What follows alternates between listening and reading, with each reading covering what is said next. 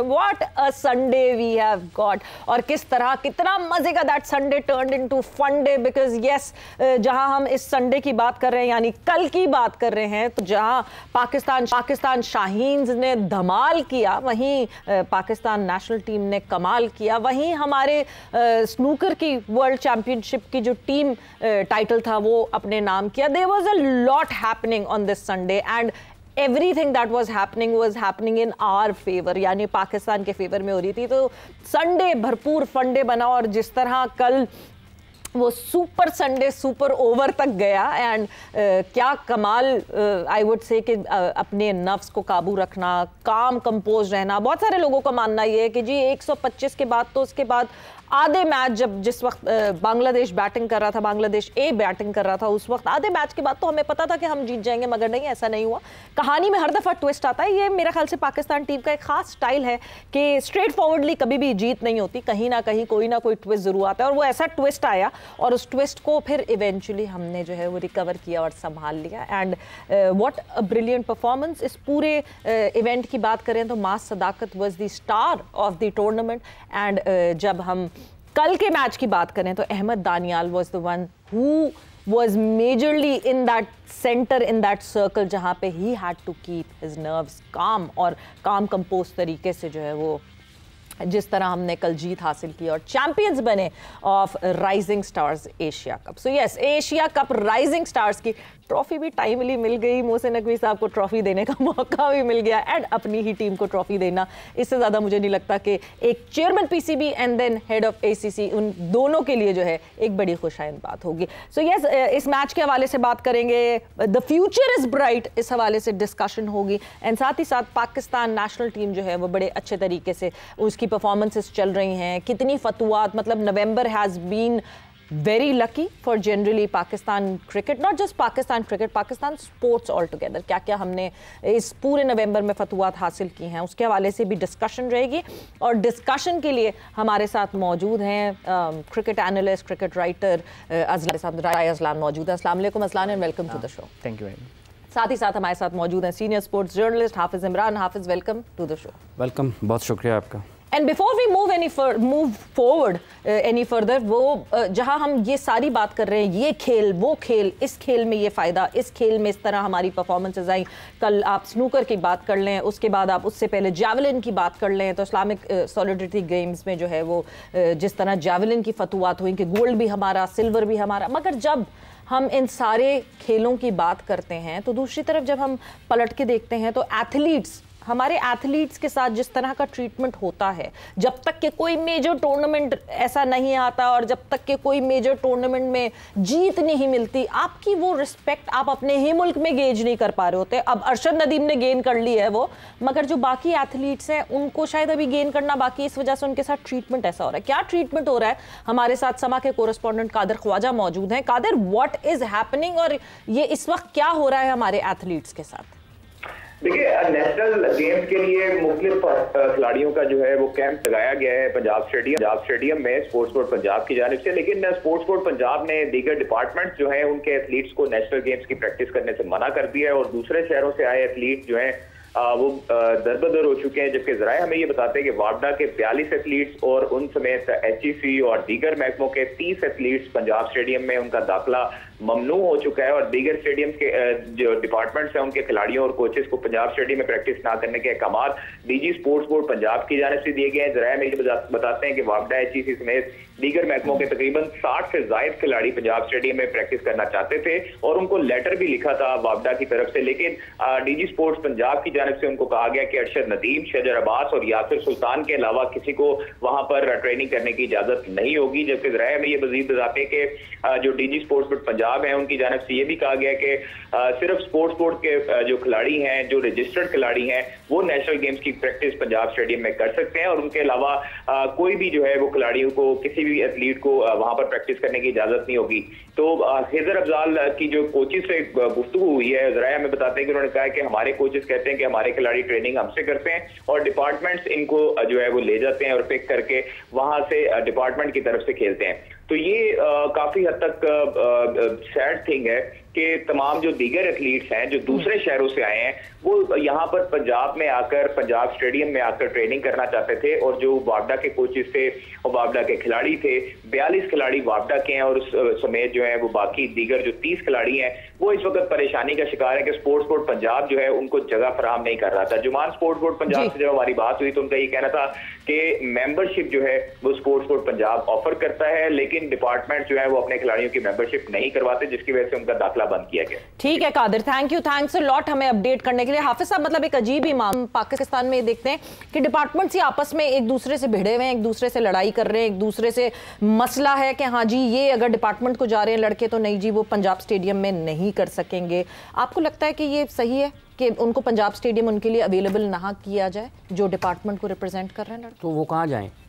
Exactly कहाँ जाएं वो? मतलब वो कहीं नांगा पर्वत चले जाएं तैयारी करने के लिए, अगर नेशनल गेम्स के लिए अगर उन्होंने जाना है, या कहीं वो अंटार्कटिका में चले जाएं, बिल्कुल, या वो कनाडा के किसी शहर में चले जाएं, कहाँ चले जाएं? ऑस्ट्रेलिया चले जाएं। तो ये जो मौजूदा लोग हैं, अभी एक आज फैसला भी किया है आर्बिट्रेशन ने, पीएसबी की सेनेटर परवेज़ रशीद साहब की सरबराही में एक कमेटी बनी थी, सलमान इकबाल अरशद नदीम के कोच हैं जी, उनके ऊपर जो पाबंदी आयद की गई थी। तो ये हुकूमत का काम है, सोए हुए हैं जो लोग, तो उनको जगाना चाहिए कि ये क्या आप पाकिस्तान में खेलों के साथ कर रहे हैं। ये अफसोसनाक सूरत हाल है, चूँकि खेलें तरजीह नहीं हैं और जो खेलों के साथ मुंसलिक लोग हैं वो भी कहीं ना कहीं खामोशी इख्तियार करते हैं मसलतन। वो लगते हैं जब कोई बहुत बड़ा एक आफत आती टूटती है तो आंखें उनके खुल जाती हैं, वगरना तो बंद ही रहती हैं कि कोई क्रिकेट के अलावा किसी की निगाह नहीं जाती दाएं बाएं,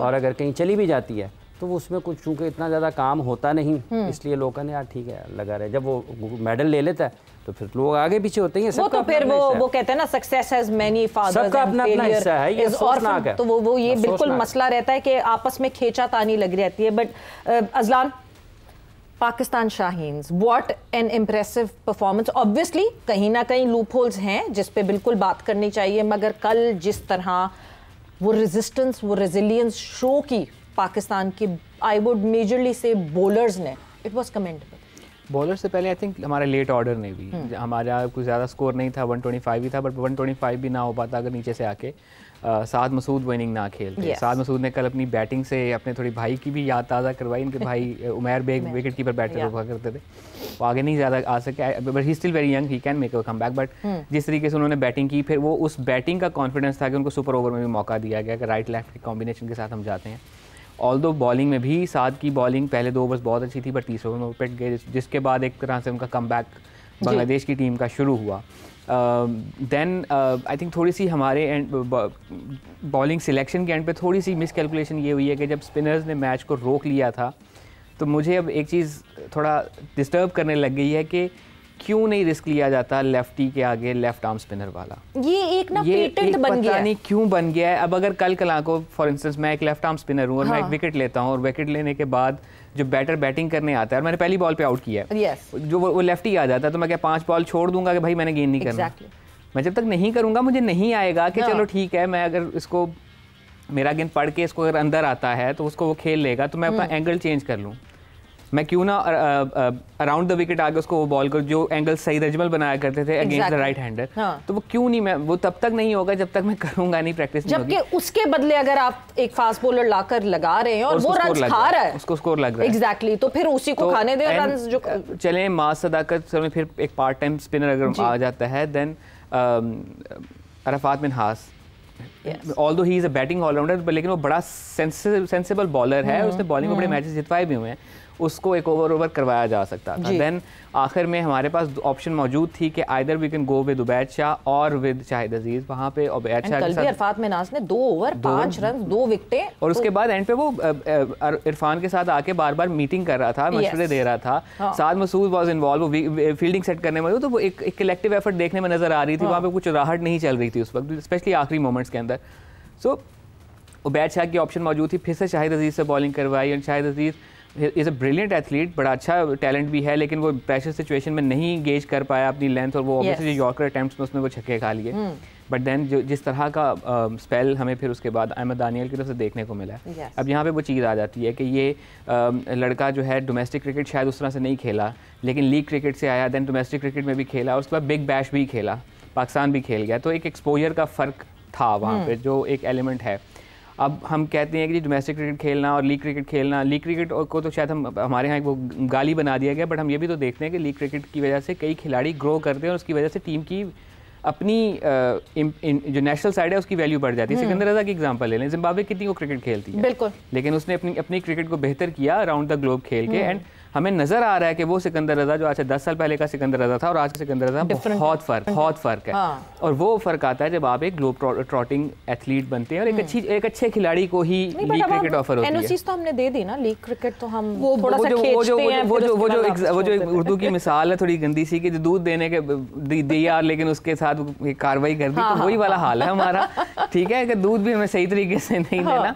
बात वही आ जाती है जो भी हाफिज साहब बात कर रहे थे कि जितनी भी ये एसोसिएशंस हैं, जितनी भी फेडरेशंस हैं, जितने भी बोर्ड्स हैं, इनका असल स्टेक होल्डर कौन है?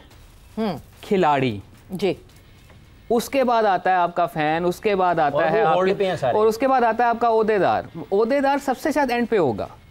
वो ओहदा भी उसके पास इसलिए है कि उस एसोसिएशन में खिलाड़ी खेलते हैं, कल को खिलाड़ी खेलना बंद कर देंगे तो एक दफ्तर में बैठ के मक्खियां मार के क्या कर लेना आपने। बिल्कुल। तो जब तक आपने जो आपकी सबसे बड़ा स्टेक होल्डर है उसको स्टेक होल्डर इज को मतलब आसान जुबान में समझा सकूं, जैसा कंपनी में शेयर होल्डर होते हैं, खिलाड़ी आपकी कंपनी में आपका शेयर होल्डर है और मेजर शेयर होल्डर है। बिल्कुल। जब तक आप उसकी इज्जत नहीं करेंगे तो आपके दफ्तर की कोई इज्जत नहीं होगी।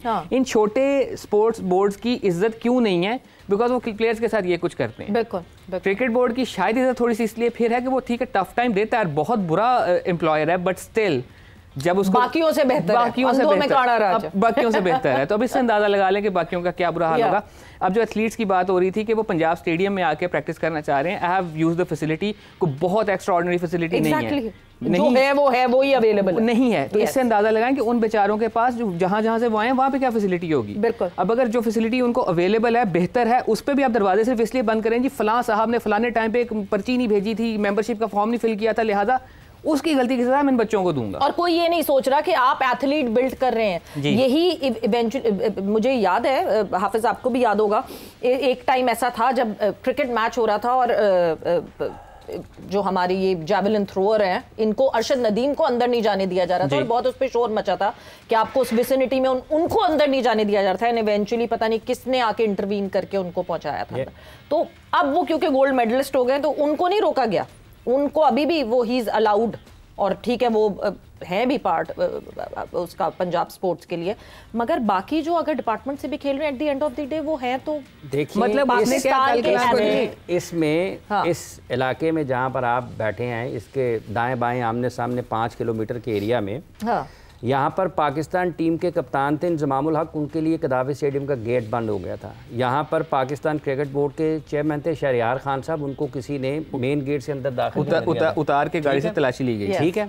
यहाँ पर अब्दुल रज़ाक पाकिस्तान के ऑलराउंडर, उनको दाखिली रास्ता पाकिस्तान क्रिकेट बोर्ड का जहाँ पर सिक्योरिटी एहलकार मौजूद होते हैं उनको वहाँ से अंदर नहीं जाने दिया गया था। ये बड़े अजब से तमाशे पाकिस्तान में होते हैं।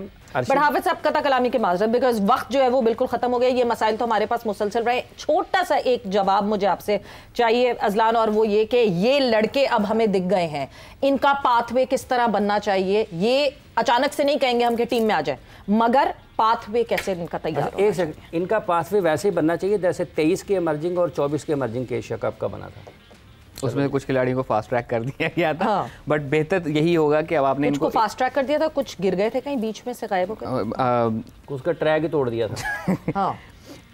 इवन 19 के जल्दी से आपके पास 1 मिनट है। साउथ शकील वाज कैप्टन, इस वक्त वनडे की साइड में नहीं है। एनी हाउ इनका पाथवे सबसे बेहतर ये हो सकता है कि इन खिलाड़ियों को एक परमानेंट फीचर्स पाकिस्तान शाहीन का बनाकर टूर्स करवाए जाएं। इन्होंने एशियन कंडीशंस में परफॉर्म कर लिया, इनको साउथ अफ्रीका भेजा जाए, इनको न्यूजीलैंड भेजा जाए, ऑस्ट्रेलिया भी डार्विन में खेल गए हैं बट इनको ऑस्ट्रेलिया की मेन लैंड ऑस्ट्रेलिया भेजा जाए, देन इंग्लैंड का टूर करवाया जाए ताकि इनको डिफरेंट कंडीशंस में खेलना आए। ज्यादती होगी कि मां सदाकत को इस परफॉर्मेंस की बुनियाद पर हम टीम में शामिल करें, लेके कहाँ जाएंगे? न्यूजीलैंड, बिकॉज अगला टूर वहाँ पे है और वहाँ पे उसको ये विकेटें नहीं मिलनी। फिर हमने कहना ये मटीरियल ही नहीं था इंटरनेशनल का, सो जो करके डिस्कार्ड करके जो जंग जिस हथियार की होती है ना, वहाँ पे वही हथियार इस्तेमाल किया जाए। तो इनका बेहतर प्लान यही होगा कि इनको डोमेस्टिक क्रिकेट में बेहतर तरीके से लुक आफ्टर किया जाए, इनको KPIs दी जाए, अगर इनको किसी लीग से ऑफर आती है इनको लीग खेलने दी जाए, वहाँ से कुछ सीख के ही आएगा।